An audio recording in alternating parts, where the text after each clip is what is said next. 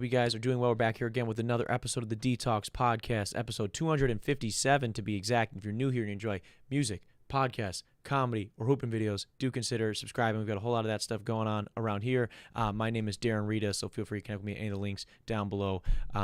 Helps the channel out a bunch when you subscribe, leave a like, or now you can send super chats and stuff like that. So please do it. It helps us share conversations and laughs like this with more people. Now, before we can get into today's episode, got to talk to you guys a little bit about taking some time off, man. You need to take a vacation. You need to get out. You need to enjoy the outdoors, and there's no better way to do that than with today's sponsor, Alpine House 2. Am I in the right way? Which way? This way? This way's good? Which way? This way. Okay. We always forget there. But let's be real. There's nothing better than a well-earned vacation. It just feels good to get away from everything for a little bit. Even if you didn't earn it, dude, just treat yourself. Hang out. Enjoy the short lives that we get to live on this planet. There's no better place to do it than Alpine House 2. Alpine House 2 is a classic Swiss chalet duplex A-frame with a log cabin interior located directly across from the Ski Brûlée Resort in Iron River, Michigan. If you haven't seen pictures, videos, or anything of Iron River, Michigan, look it up. It's a gorgeous, gorgeous place up in the UP. It's surrounded by forests, lakes, and rivers, specifically Iron River. Alpine House 2 is the destination for fishing, hunting, hiking, and once it does get colder into those later months of the year, for snowmobiling it too. Currently, Alpine House 2 just finished up a bunch of renovations, and they are booking now. You should follow them on Instagram at Alpine House 2. That's ALPINEHAUS number 2 on Instagram, and reach out to them. They'll tell them that Rita Detox sent you. They will set you up and get you booked up for a vacation, whether you're just going yourself or with family and friends. It's a really, really great spot for your next adventure or a peaceful retreat. One last time, that's at Alpine House 2 on Instagram. It's on the screen right now. It's also linked down below. Check them out. Tell them Rita Detox sent you. Shout out to them for sponsoring today's episode. Now, we got some crazy stuff to get into, man. It's June 3rd.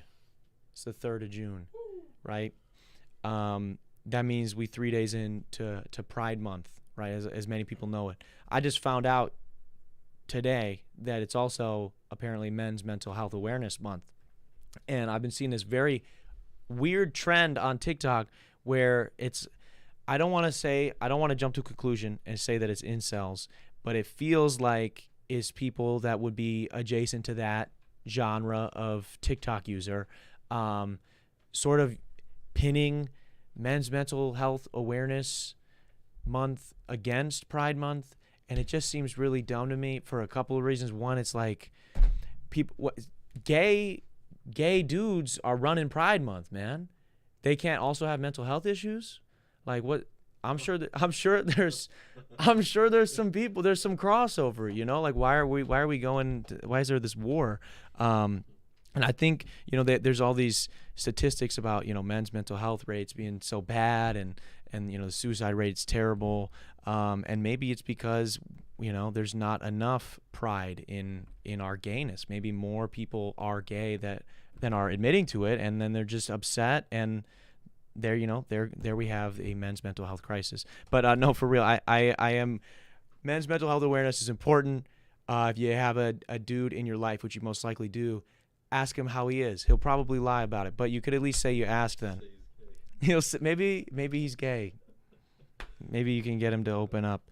But for Pride Month, dude, I want to have a drag queen on the show. We've never done it, and I know that there are people in Milwaukee. So we shoot the show in Milwaukee now, and I know that there's some mutuals of mine, or people that I'm friends with that have mutuals with some drag queens in Milwaukee, in and around the Milwaukee area. So we're gonna get some on the show here soon. But before we get into all that stuff, you guys saw in the thumbnail, I got some Oreos we're gonna try. I have some milk sitting out, so we're not gonna be super, super long before we get to that. We will do that shortly. But my buddy Mike, who's behind the camera, he had an interesting weekend, and we're not going to get into all of it, but he was in the Dells. He was watching some sports as well, I imagine, keeping up. Were you betting any money this weekend, Mike? I couldn't because I was in Wisconsin. So. Oh, you couldn't even do like regular sports betting, or? I tried to have my cousin log in for me, but it wouldn't work. What were you trying to bet on? The Panthers and Dustin Poirier. Did he lose? Doesn't Poirier lose? Yeah, he lost in the last round. So good thing you weren't able to put that bet No, in. it's okay. We won 500 on blackjack, So that's good. yeah. Mike may or may not have a gambling problem, but he's getting it under control. Under control, and it's only a minor one. It's only minor. Yeah, it's only minor.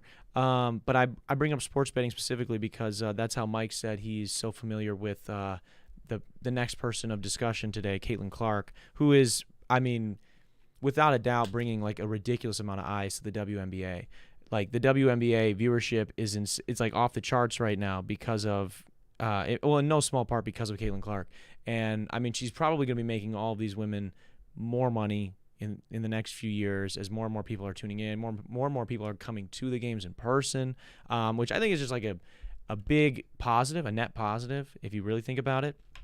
But some players have, they're competitive as they are professional athletes, have kind of had a problem with her as she's been getting into the league now. They're sort of annoyed with maybe some of the publicity that she's been given so quickly. The microscope is so big on her, and people are very much paying attention to everything going on with her. Now, she's not off to a great start. You want to pull up, what's the record of this? She's got drafted first overall to the Indiana Fever. And I don't know what their record is or even how many games they've played. That's how untuned in I have been so far to the WNBA, but they're 2-8. No way. It didn't just have their record right away on Google? Damn, Google's against women, dude. That's not cool, man. They're 2-9. Okay, so she got drafted to the worst team in the league, and they're still the worst team in the league, even with her on it. Okay, they're one of the worst teams in the league. She's bounced them up. She's moved them up one spot in the standings, but they're not good, right? So for people that aren't aware, Caitlin Clark, she played 4 years at Iowa. She played a few years at Iowa. Was a career player there, broke a bunch of records, destroyed people in the NCAA. Came up short a couple times in the tournament, and she became super, super popular, and people were really waiting for her to finally make the transition to professional sports. And I believe so far her impact-wise has been insane. But could you pull up the stats? Let's check out the stats before we talk about what recently just happened. Just look up like what her averages, Caitlin Clark averages. Because I thought, from what I heard, she was still averaging like 20-something a game. But essentially on her way into the league, there were all these players getting asked about it, right? Because there was more eyes on women's basketball. So then reporters were asking current WNBA players last season, like, yo, like, what do you think about this Caitlin Clark chick? What do you think? People were getting very annoyed that they're like, we're playing games right now. Like, we've been busting our ass for years. And so they have this, like, bitterness and this resentment. They're like, that shit ain't going to be sweet when she comes here. And are you mic'd up here? The viewership has gone up every year since 2001, but this past year, in the first 5 games, the viewership has already surpassed all of last year. All of last year combined? Yes. Wow. Yeah. That's insane. And the total home attendance, I'll pull it up on the screen. Yeah, pull it up on there. This was on ESPN, just talking about it probably yesterday. First 4 games, they've had 65,000 people in attendance. All of last year, 81,000. Jesus Christ, dude. Just to see this girl. Yeah, just to see her play, man. I mean, she is a baller, dude. She is. She's hooping, man. Yeah. She be shooting. She turns the ball over a lot, but she still does jack up threes. She is getting double teamed quite a bit. And she is 22, so she can still grow. Does it have her stats on there at all? Yeah. 15, 5, and 6. She's averaging 15, 5, and 6 as a rookie, bro, on the worst team in the league. And so she has no help. If you watch her games, dude, it's her and nobody. It's like LeBron playing for the Cavs back in the day. Yeah, she scored 30 the other game and lost. Yeah. 20 the other game and lost. Yeah, dude, and that's the thing from what I've watched, and I've seen like chunks of games. The defensive scheme is like, let's double her. Mm-hmm. No one else doing shit. So like, even some of her turnovers, like I got to chalk up to like the fact that she's getting double team. Like she's seeing double teams. She's seeing their best defenders. They're shadow guarding her the whole way. I did see. There's a clip. Can you pull this clip up of her? Getting checked.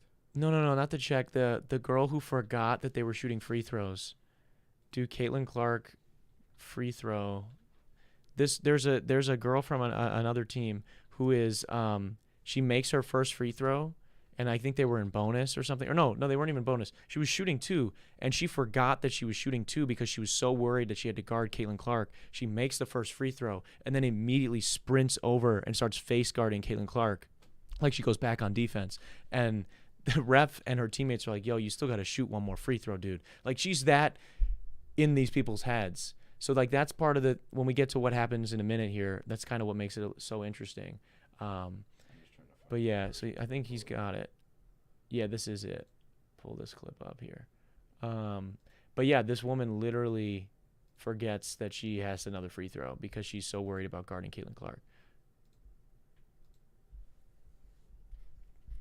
Shoots the free throw, makes it, goes, starts face guarding her immediately, and then they're like, "Oh yeah, you know you got to shoot." She's like, "Oh yeah, let me just pretend I didn't just do that and just go back to the free throw line." Like I don't know, man.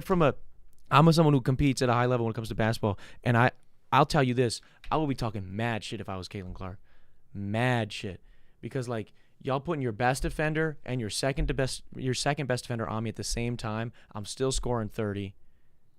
Y'all so afraid of me after you shoot a free throw that you got to guard me the full length of the court, but y'all going to talk shit to me like I'm not. I don't know. It's just weird. It's a weird resentment towards her. I mean, I get it. As a competitor, I wouldn't like if somebody came into the league and everyone was hyping her up, and I'm like, yo, I've been here. You know, I've been out here doing my thing. So I definitely feel for these other players, but I think like I hope that somebody has some maturity to be like, that's kind of lame. She gets checked and her teammate just casually walks over her. Yeah. Let's see this play. So this is like a night ago or 2 nights ago. I just saw this all over 2 days over 2 days ago, and I just been seeing this all over TikTok. So this is completely away from the ball. After the play. Yeah. Look at this. Play's over. The girl just scored, and then she has to check her. I believe she specifically said, "You ain't shit, bitch," and then checks her. And they had to it was like up in the air of whether or not it was going to be a technical foul. Like, what are we doing, man? That's the type of shit y'all pretend Draymond is doing. Like that is wait for it to show the next angle, dude. It shows the angle from the front. Yeah, that angle right there. This is bad, man. Like she literally was like, "I just scored. I'm gonna let you know." Like this is like that psycho you play with in like a men's league on like a Thursday night in Janesville, bro. I know a guy like that, dude. He actually, and you know what was crazy? Found out he was selling meth to kids. Not even a joke. Not even a joke, man. I wish I was kidding about that part. The only people I know that play basketball like that are dudes on a Thursday night in Janesville, and they end up, find out later, years later, that they sold meth to kids. It was not good. Yeah, he actually almost took me out one year. It was not good. But yeah, dude, she's getting smoked, and all these players, what do you think it is, man? Like, is it just bitterness? It's just got to be resentment. But she's on a rookie deal right now, right? So obviously her endorsements are going to be crazy, but she's on a rookie deal. So her rookie contract is not going to be crazy. But if I'm these other girls, like, this is my time. I would ball out. Like, that girl made a great move. I would do that. I would talk shit to this girl because you have all these extra eyes on the game, right? So, like, this is your time to make your fans, right? How many people, like, had their own cult followings because they had big games against LeBron James or against Michael Jordan, And even though they probably didn't beat those guys regularly, dude, I used to love, Mike, who's sitting behind the camera, knows this too. We're Chicago guys, Chicago sports fans. Joakim Noah was a killer, bro. And he was actually probably one of the best players in the league for many years, but they couldn't beat LeBron consistently, but he wasn't afraid of him. And that competitiveness we appreciated, right? But he wasn't like, I'm going to step on LeBron's throat while the ball is out of bounds. It's just like, no, I'm going to ball up and I'm going to talk shit to you, which it's like, I feel like what that girl did in that play we just watched, everything is great. She made a great move, hits the bucket, want to talk some shit, great. Why are you trucking her with that when the play is not even happening? I just thought that was kind of weak, but that's been going on, and it sparked a lot of conversation about what is up with these other women not supporting this chick is bringing in so much money to the league. All of these women are about to make more money.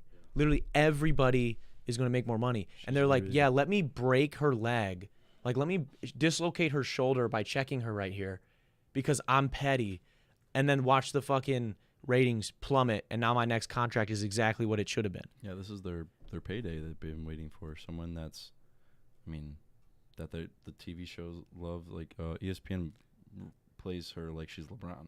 Yeah, well, So, her and this is, I mean, this I feel like too. I think it's just a little unfair too to put it all on her. Like, there's like this draft class was huge, right? There's there's that tall Angel Reese. Yeah, there's that tall blonde chick. Angel Reese is a fucking hooper, bro. She's a baller. Like these chicks are gonna bring like so much eyes, so many different eyes to the league. And what you want, you're like, because you're a competitor, you're gonna fucking break her arm. So then all the ratings will plummet because of the people are like, okay, well, these people don't even care about their own league growing. If they're just gonna destroy their best player, that'd be like if somebody fucking, LeBron's third game of his career, someone like the manager pulled up with the fucking chair and a timeout and bashed it over his head like it's the WWE. Like, what the fuck are we doing, bro? I'm cool with the competitiveness, some of the bitterness too. You want to have that rivalry shit? Do it. Talk some shit, get in her face, get buckets on her and show like, oh, this is the girl y'all think is the savior? No, we some real hoopers out here. Do that. But don't do that shit. That shit's corny to me. Like trying to take her out out of play that, I don't know. It's just dumb. Yeah. Duncan Marshall says Lance Stevenson, Cameron Brink. Yeah, Cameron Brink's the tall chick. She's been hooping too. But it's like, yeah, I mean, think about it. Lance Stevenson, Nate Robinson, Joakim Noah. Dude, Roy Hibbert, who is like, no disrespect to Roy as a human being. I'm sure he's a cool dude. But compared to like NBA centers, not a very great center. Yeah. And like he was given contracts because he had like 2 good games against LeBron. And they were like, yeah, we're gonna throw a deal at this guy. So it's like Caitlin Clark's about to do that for everybody in the WNBA. Like anybody that fucking destroys her, like that chick, had she not just trucked her, I mean, I'm sure her team, I don't know who she is. Maybe she's a really good big time player in the WNBA. But like, if she was just hooping and destroyed Caitlin Clark, I feel like that would be a much better look than literally taking her to the ground. But that's just on me. What are you pulling up there, Mike? What do you got for us? That the total salary for the Fever for all the players is $1.3 million, and the NBA minimum is $1.12 million. Damn, the NBA minimum is 1 point for a year. Is that a 1 year deal? That's, I think, non-protected veteran. I know veterans make more. Oh, because what's like a 1 year? I thought like you could sign someone to like a vet minimum. It used to be in 2K. I don't know what it is in real life. In 2K, it was like 550,000 was like the minimum you could sign someone for 1 year. And that's not counting. What about 10 days? A veteran minimum is 1.8. Wow, 1.8. Yeah. Holy shit. Thanks, Joe. That's the inflation right there, bro. Ain't no way some of these players should be getting $1.8 million, bro. Some of these dudes, like Andre Iguodala, bro, his last like 3 seasons, I think he played like a total of 20 minutes. And he was just coasting off that. And he's a hooper, man. That guy's good, but he was not playing those last like 3-4 years. Do you know about the thing, like some players, instead of finishing out their contracts, they like spread it out over like 10, 20 years? No, what are you talking about? So there's a guy in baseball. He gets paid $1 million a year from, I think, the Twins. Yeah. For like the last 20 years instead of playing out his contract. How? They do like a settlement on their contract. Yeah, you can get bought out, right? It's the same way like if I'm like the GM of a restaurant, right? And I get signed, I'm like, it's $100,000 a year for me to run this restaurant, and I'm on salary, and so it's for a 12-month contract. If like 5 or 6 months into that, I didn't violate any company policies, but they were just like, for whatever reason, we're like, hey, we actually want to hire this other guy. Like this is, let's say the owner's son or something was going to become the new GM. And you're like, all right, I want him to be the GM. They would still have to honor my contract for the rest of the year. So that's what happens with a lot of these. Like Larry Sanders was somebody that the Bucks had to pay out. Like there was something where he like refused to play or whatever. You can either buy, because that's what some NBA players will buy out their own contract. Like they'll just pay. They'll be like, I don't want to pay for this team. I'll put whatever money up front, and then they're like, I'm done. What is this? Unlocking the game. I'm trying to find it, but that's what Rob Gronkowski did. He retired so he didn't have to play for the Lions. Yeah, because he was supposed to get traded. Yeah, he's supposed to get traded to the Lions. When he was retired, then he came out of retirement when Tom Brady went to the Bucks. It's not loading. I gotta find it. Clark's contract is $70,000 a year. Wow. Duncan says the Mets. Is that who you're referring to? Yeah, I'm trying to find his name. We don't know his name off the top. It's Bernie something. Bobby Bonilla. Bobby Bonilla. See, that's why we need Duncan, bro. Duncan's here every week, and he doing it for us. He doing it for a good cause. Bobby Bonilla. Bonilla. Bonilla. This is a real thing? How does this happen, though? So because he didn't want to play or they didn't want him anymore on the team. Yeah. So then it wouldn't affect the contract. So that's like, that makes sense, right? They like released him. Yeah. But they still owe him money because they agreed to however many years. He hasn't played in 22 years and he's still getting paid 1.2 million every year on July 1st until 2035. Wow. That's a good gig, bro. You think he goes to a lot of baseball games? A lot of baseball games? Bro. You did. It's okay. We'll fix it. You just got to drag it back over. Just to the left. Yep. Bang. There you Look go. at that. Wow, dude. I could do that, man. That's an insane amount of unemployment. I know some people were complaining that we were getting too much during COVID. Like we were getting too much with those $600 a week, $500 a week. I never got, by the way. I was employed during the pandemic, which sucked. But I know people were doing that. We're cashing in, so that was cool.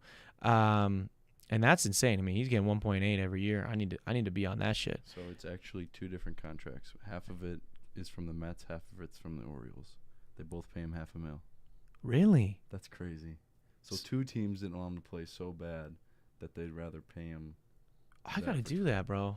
I got to become a baseball player and just quit. I think that's what I got to do.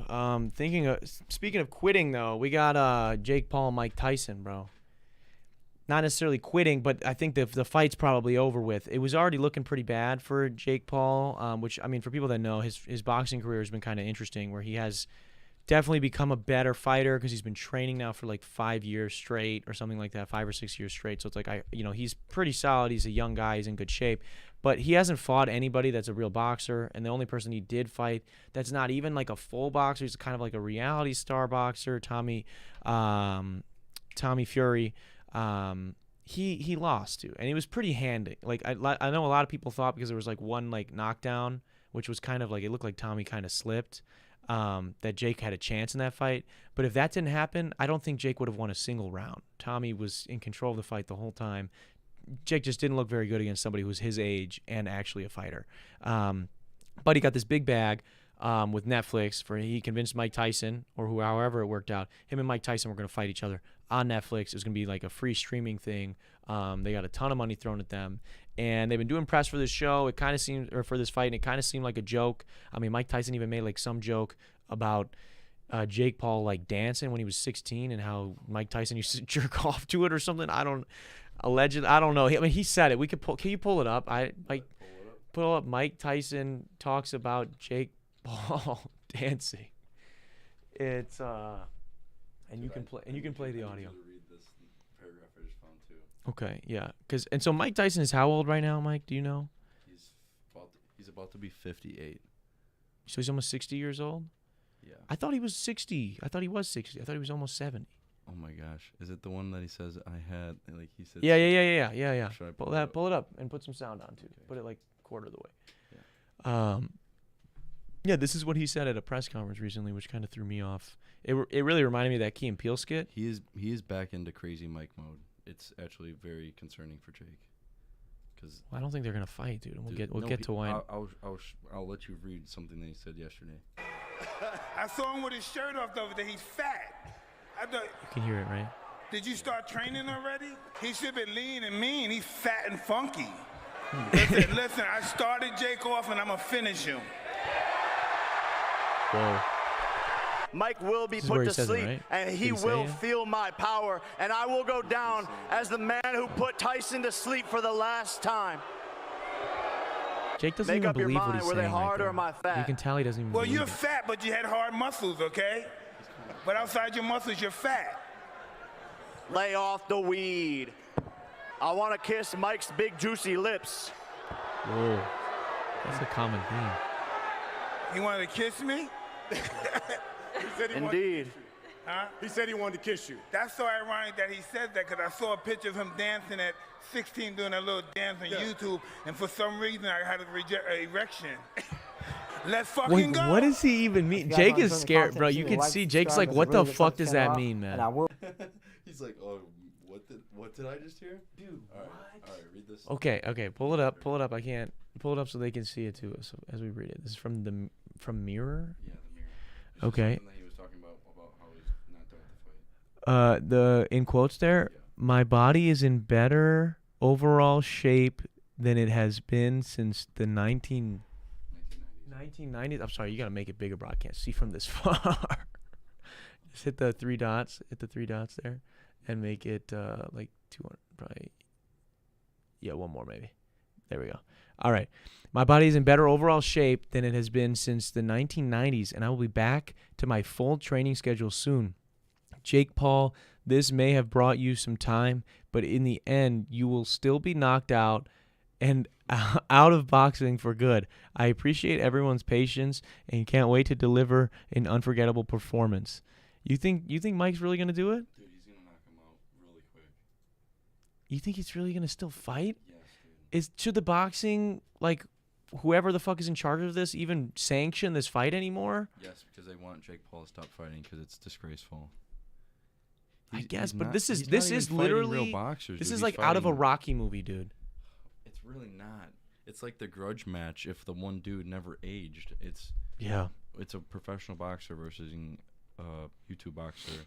It's not that he can't hit people. Like, he knocked out real athletes, but he's not boxing people that know how to actually defend in boxing. Like, Or take hits. Yeah, dude, Like they're- boxing hits. Like Or Nate they're- Robinson was a basketball player. okay, and how old was Silva? 47? Yeah. Dude's old as hell. And didn't what's his face Tyron Woodley the second time they fought, he gave him a good run, I thought. Yeah, he did. And like Jake looked bad. Like people were like, "Wow, that was a little concerning that And the only person he actually fought that was real, he lost." yeah. And Tommy, a lot of people criticize that Tommy's not really a real fighter. He's not. So that's, I don't know, man. I hope it happens. But so can you pull up this? Apparently, there's a nice wrinkle into this where that someone has offered to step in. Logan Paul sent a tweet to Jake saying that he wants to step in and they could settle it 1v1. And I'm curious. I think that would be fun. Mike said no one would want to watch that. I don't think nearly as many people would want to watch it as wanted to watch the Mike Tyson fight. But I will say I would tune in if they were going to fight each other because I think it 100% removes one of them from this bullshit moving forward. And it probably would remove Logan because he's doing WWE shit. He's not really training boxing like that. I mean, he's bigger, but I just think he's slower. From the fights that I've seen Logan do, he fights. I mean, he looks pretty amateur versus like a Jake. Jake looks like he actually moves like a boxer, throws punches like a boxer. Logan still gets into the habit of like just kind of noodle arming people like towards later rounds. And yeah, I don't know. Like Logan didn't even look good against Dylan Dennis, bro, and Dylan Dennis wasn't even fighting him. And I don't know. So I think that wouldn't go very well. What did Jake say back? Jake said, "Mama don't want me to knock you out, but fuck it. Loser has to change their last name."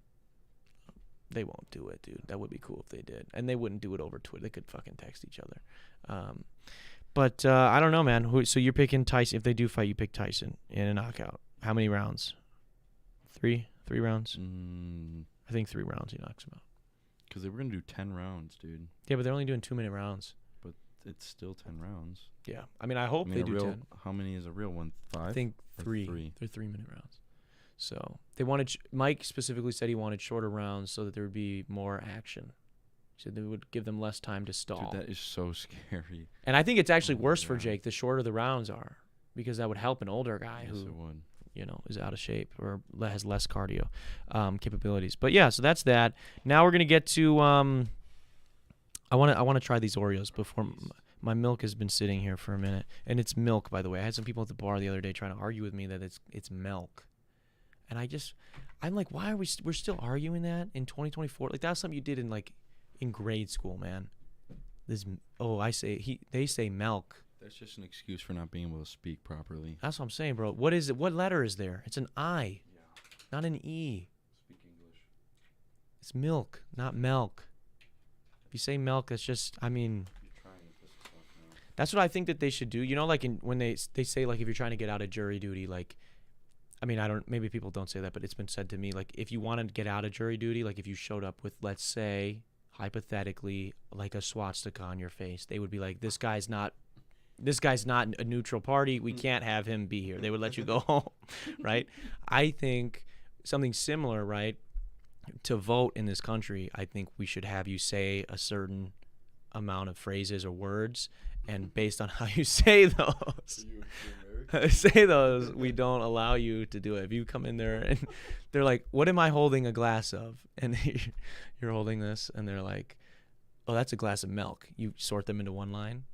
And those people, they fill out a fake ballot that we just throw right in the shredder right after.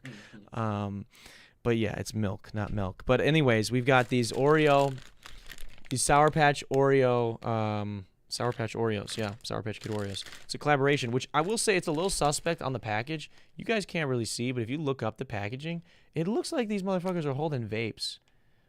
It's definitely spray can, like a spray paint can, but at first I thought it was a vape, and I've never vaped, so I don't know what that says about my brain and what's been happening to it. But apparently these are Sour Patch Kids flavored cookie and cream with colorful inclusions. Does it say anything else about the flavor? It doesn't. I'm really scared. I have Sour Patch Kids here. I do love Sour Patch Kids. Look at that. Good stuff at the bottom. I do love Sour Patch Kids, and I do love Oreos, as you guys know. So I figured, why not try it? We got some people in the studio today. They're all going to try them as well. I'm going to try one normally, and then I'm going to dip one in milk as well. They smell weird, man. It's probably like it tastes like Fruit Loops. Look at that.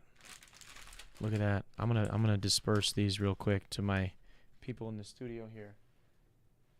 Take one. Mike, take one. All right. I'm gonna give it a sniff here. Into the mic. It smells weird, man. It smells like you're about to eat a vape. Yeah, maybe I will. All right, I'm gonna give my first bite. This is the first bite. Cheers. Cheers, everybody, to your Oreo. If you're at home and you're trying these, good luck. Gross.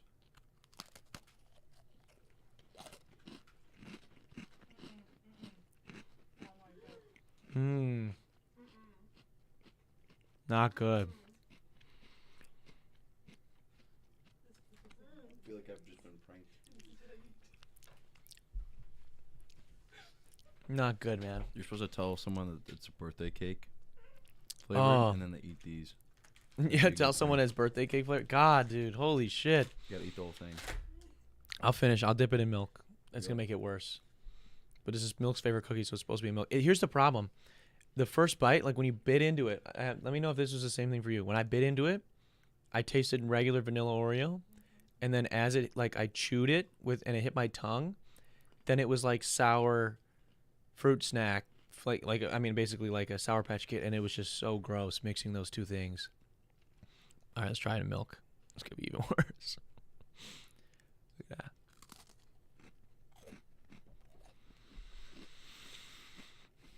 Not good, man. Not good. 3 out of 10. I'm gonna say It's a 3. 3. That's high. It's got some flavor to it. It got flavor, not flavor that I like. No. I'm giving it a 1. You're a 1. 1 out of 10. 1. And I love Oreos, man. I gotta eat some real Oreos now to get that shit out of my mouth. We gotta eat some good food on this show. We just eat garbage. We just eat bad shit on this show. We just eat bad food. Like I take a bite of something every week, and then people just see me fucking be like, oh, like a bitch, bro. Like, I like food, man. Just none of the shit that we've had on the show, I guess. God damn. What do we got? Carrington says 7 out of 10. I don't mind them. She's canceled. She's so fucking canceled. God, dude, you would. All right, let's see some people. I posted that we were podcasting today, and I did have a couple people. I said you could ask me a question. Someone said, when is the 5-year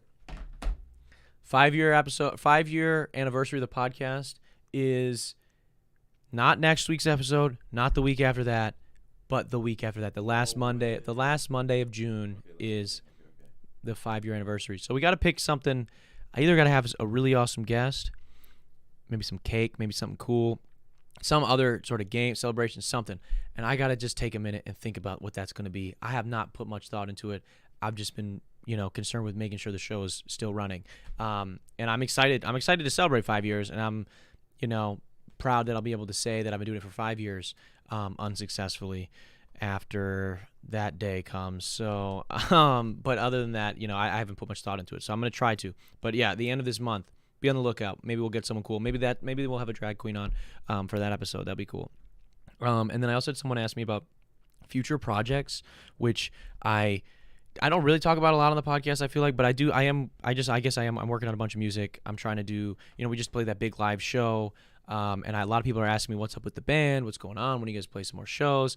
We're trying to figure all that stuff out. I've had a bunch of offers behind the scenes, some of which were kind of BS.